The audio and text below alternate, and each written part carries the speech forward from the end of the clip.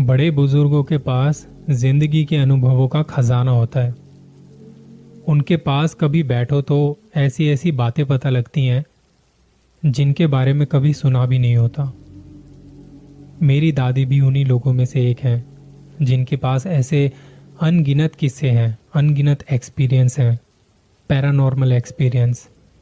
कुछ रोंगटे खड़े कर देते हैं तो कुछ एक सबक की तरह होते हैं, सीख दे जाते हैं। आज के एपिसोड में 3 कहानियों के बारे में बात करेंगे जो हाल ही में मुझे सुनने को मिली थी जब मैं उनके साथ बैठा था अपनी दादी के साथ। उनका रोल हमेशा से मेरी लाइफ में सबसे इम्पोर्टेंट रहा है। हमेशा कुछ ना कुछ सिखाती हैं मुझे। जब मेरी दादी माँ छोटी थी, जहाँ वो रहती थी, उनके घर के पास एक औरत थी और वो औरत पेट से थी। उस जमाने में टॉयलेट्स वगैरह नहीं होते थे, जैसा कि आप सब जानते हैं। किसी किसी घर में होता था तो होता था, वरना तो लोग खेतों में या फिर बाहर ही करते थे। तो ये औरत जो थी वो सुबह उठी, सर्दियों का टाइम था, थोड़ी धुंध भी छाई हुई थी, 5 बजे के आसपास अंधेरा ही था। अब यहाँ कुछ औरतों ने अपना टाइम बनाया हुआ था कि सुबह इस वक्त हम सब मिलके साथ में जाया करेंगी। अब इस औरत को प्रेशर आ रहा था, प्रेग्नेंट वैसे ही थी, तो समझ ना आए कि वेट करूं या अकेली चली जाऊं। थोड़ी देर में उसने सोचा कि वेट करने से तो अच्छा है अकेली चली जाती हूं, क्योंकि प्रेशर ज़्यादा था। वो घर से निकलती है और खेत थोड़ी दूरी पर था जहां ये लोग जाते थे। वो जाके वहां एक जगह देखती है और बैठ जाती है। बैठे बैठे उसे रियलाइज होता है कि जल्दबाजी में वो अपने साथ कुछ नहीं लेके आई है, ना कोई पानी की बोतल, ना कोई अखबार। अब ऐसे में वापस भी नहीं जा सकती। तो वो औरत यहाँ वहाँ देखती है, उसे कुछ घास फूस दिखाई देती है, उससे साफ वगैरह करके अपने पीछे की तरफ फेंक देती है उस घास फूस को जो भी था। घर जब लौटती है तो सबसे पहले हाथ वगैरह धोती है और फिर जाके सो जाती है। बाकी सब भी सो रहे थे। इसके बाद ये औरत जब सुबह उठती है तो घर वाले क्या देखते हैं कि ये कुछ बदली बदली सी लग रही है। घर के एक कोने में घुटनों को मोड़ के उस पे अपना सर रख के बस सामने ही देख रही है। उसकी आवाज में एक गुर्राहट झलक रही थी। उससे कोई भी कुछ पूछ रहा था तो उसे बड़े अजीब तरीके से, उल्टे तरीके से जवाब दे रही थी, अलग सा बिहेव कर रही थी उनके साथ। उसका एक छोटा सा बच्चा भी था। जब वो उसके पास आए, कुछ खाने को मांगे तो उस पर झपट रही थी, जैसे मानो इसे खा ही जाएगी। ये सब थोड़ी देर तो यूं ही चलता रहा। फिर वो खुद उठी और घर वालों को लगा कि हाँ अब सब सही है। पर जब वो उठती है तो सारा सामान यहाँ वहाँ फेंकने लगती है, घर को तहस नहस करने लगती है। किसी को कुछ समझ नहीं आ रहा था कि बात क्या है। तब घर के एक बुजुर्ग व्यक्ति ने ये सब देखते हुए कहा कि कहीं ऐसा तो नहीं इसके ऊपर कुछ साया या कोई ऊपरी हवा चढ़ गई हो, ये कहीं गई या आई हो, कुछ ऐसा हुआ हो। पर किसी को कुछ भी नहीं पता था। सुबह जब ये गई थी तो सब सो रहे थे। खैर, वहीं गांव में एक पुजारी जी थे जो ये सब काम करते थे।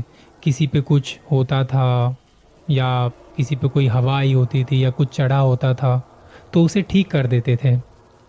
पुजारी जी को बताया गया, वो आए, इस औरत को अपने सामने बैठाया और पूछा, बता तुझे क्या चाहिए, क्यों इसके शरीर पर कब्जा किया हुआ है। तब इस औरत ने घुर्राते हुए बताया, मैं अपने घर में अपने बच्चे के साथ आराम से बैठी थी। ये औरत मेरे घर में आई और मेरे घर में गंदगी फैला के चली गई। इसने मेरा घर गंदा किया है, मैं इसका घर बर्बाद कर दूंगी, छोड़ूंगी नहीं इसे। ये सब कहते हुए उसकी आवाज और शक्ल बदल चुकी थी। उसका मुंह टेढ़ा हो चुका था। पुजारी जी अपनी कोशिश करते रहे और थोड़ी देर में वो ठीक होने लगी।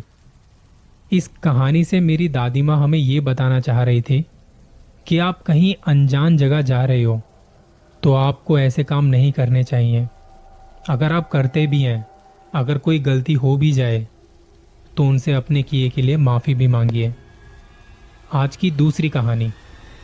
ये बात 2021 की है, जब कोविड अपनी पीक पर था। मैं दिल्ली में रहता हूँ। उस वक्त मैं कोविड पॉजिटिव हो चुका था, लेकिन चीज़ें इतनी भी खतरनाक नहीं थी तब तक, जब तक मेरी दादी को कुछ नहीं हुआ था।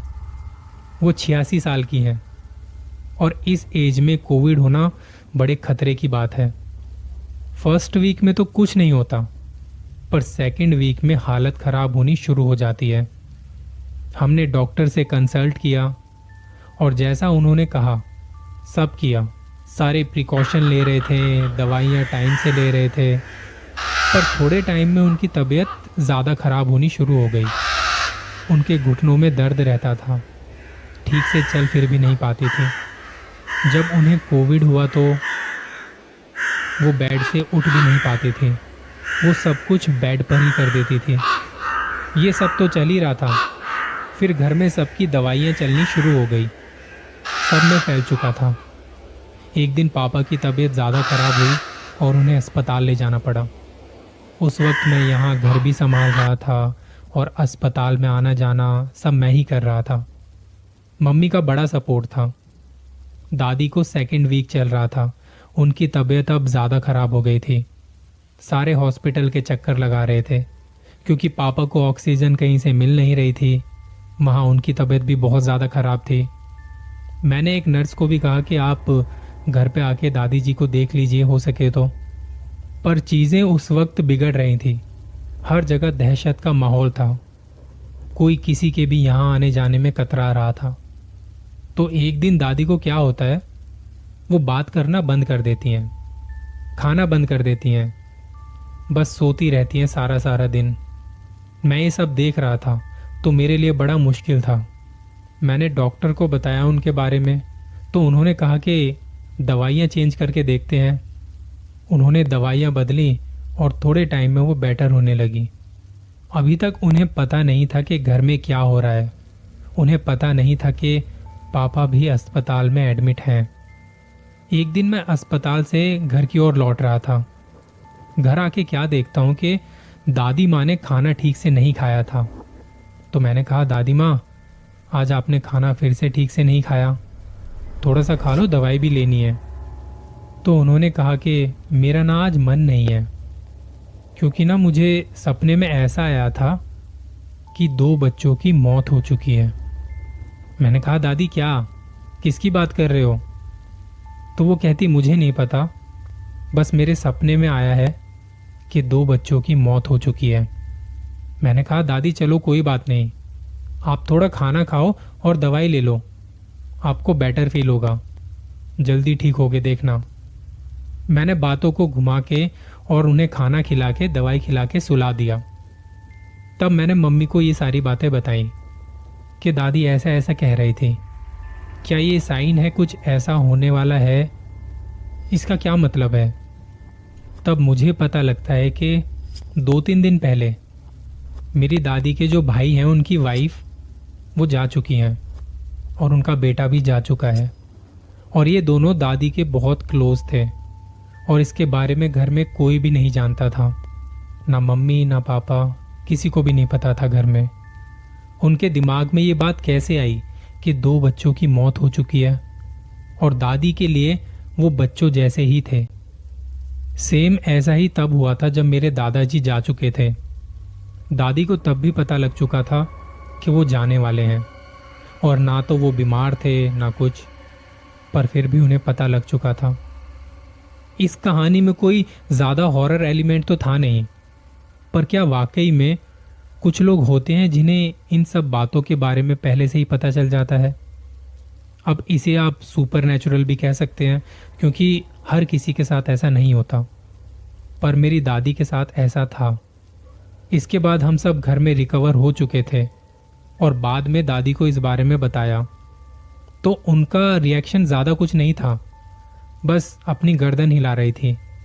उनकी आंखों में आंसू थे।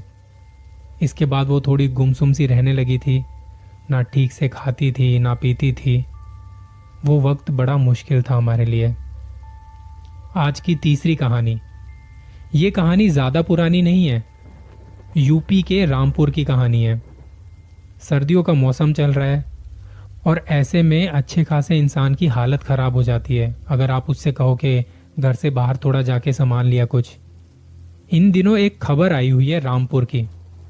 कुछ लोगों के मुताबिक और सीसीटीवी रिकॉर्डिंग के हिसाब से एक लड़की रात को बिना कपड़ों के खुले बालों में मोहल्ले में घूम घूम के लोगों के घरों की बेल बजाती है और जान से मारने की धमकी भी देती है।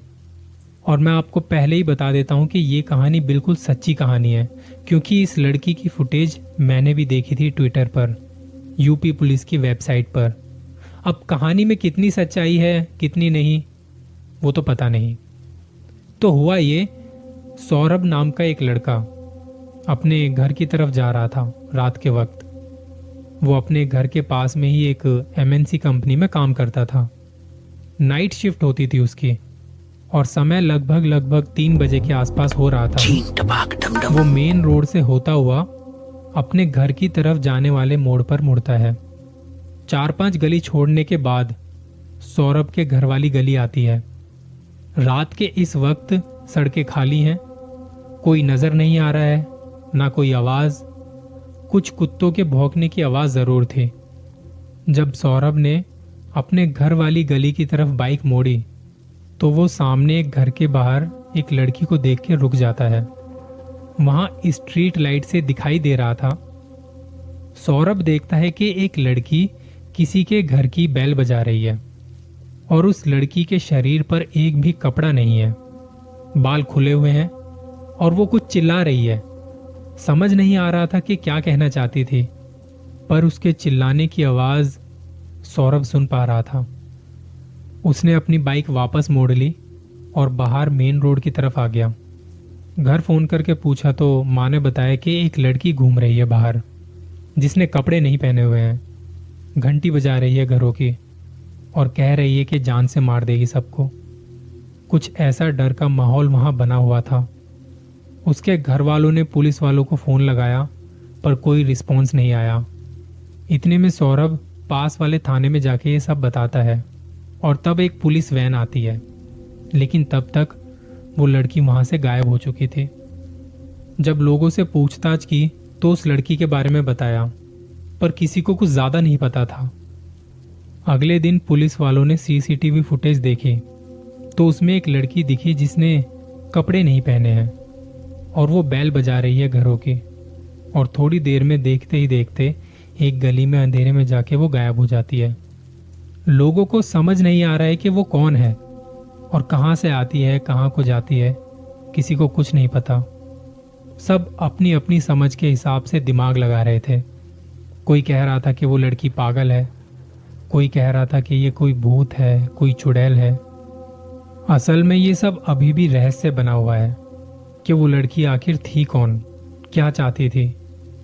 मैं अक्सर कहता रहता हूं, कुछ रहस्य बन के ही रह जाते हैं, क्योंकि प्रकृति नहीं चाहती कि आपको उनके बारे में पता चले।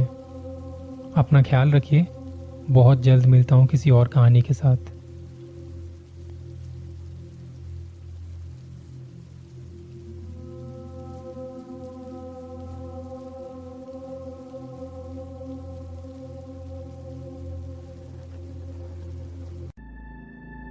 कहते हैं कुछ कहानियां गलत और सही के बीच की पहचान मिटा देती हैं। बुराई